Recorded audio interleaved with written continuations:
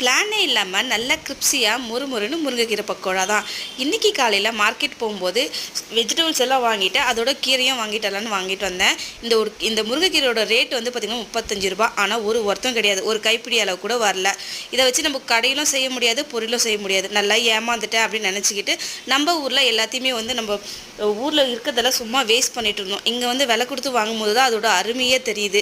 சரின்னு சொல்லிட்டு அதை வச்சு நான் இன்றைக்கி குழந்தைங்களுக்கு ஈஸியாக சூப்பராக பக்கோடா செய்யலாம் தான் சொல்லிட்டு எடுத்திருக்கேன். இதில் வந்து பார்த்திங்கன்னா கடலை மாவு, அரிசி மாவு, அது கொஞ்சம் குறைவாக ரவையும் சேர்த்துக்கிட்டேன். 2 பெரிய வெங்காயம் அதையும் சேர்த்துக்கிட்டு, ரெட் சில்லி, கருவேப்பிலை இதை மட்டும் சேர்த்துக்கிட்டு, உப்பு, சீரகம், மஞ்சத்தூள், மிளகாய்த்தூள், கொஞ்சமாக வந்து குக்கிங் சோடா ஆட் பண்ணியிருக்கேன். இது எல்லாத்தையும் நல்லா மிக்ஸ் பண்ணிக்கலாம்.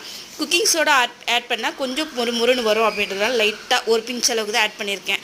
தண்ணி போதுமான அளவுக்கு நல்லா டிக்காக இந்த மாதிரி வர அளவுக்கு நம்ம பிசைஞ்சு எடுத்துக்கலாம். எண்ணெய் சூடானோடனே நம்ம எண்ணெயில் போட்டு பொரிச்சு எடுத்துக்கலாம். கீரை வாங்கிட்டு வரும்போது இன்றைக்கெல்லாம் ஒரே கஷ்டமாக தாங்க இருந்தது.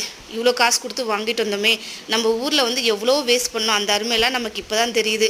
எதுக்குடா வாங்கணும், நம்ம ஏமாந்துட்டோமா நினச்சி இன்றைக்கெல்லாம் ஃபீல் பண்ணிகிட்டே இருந்தேன்.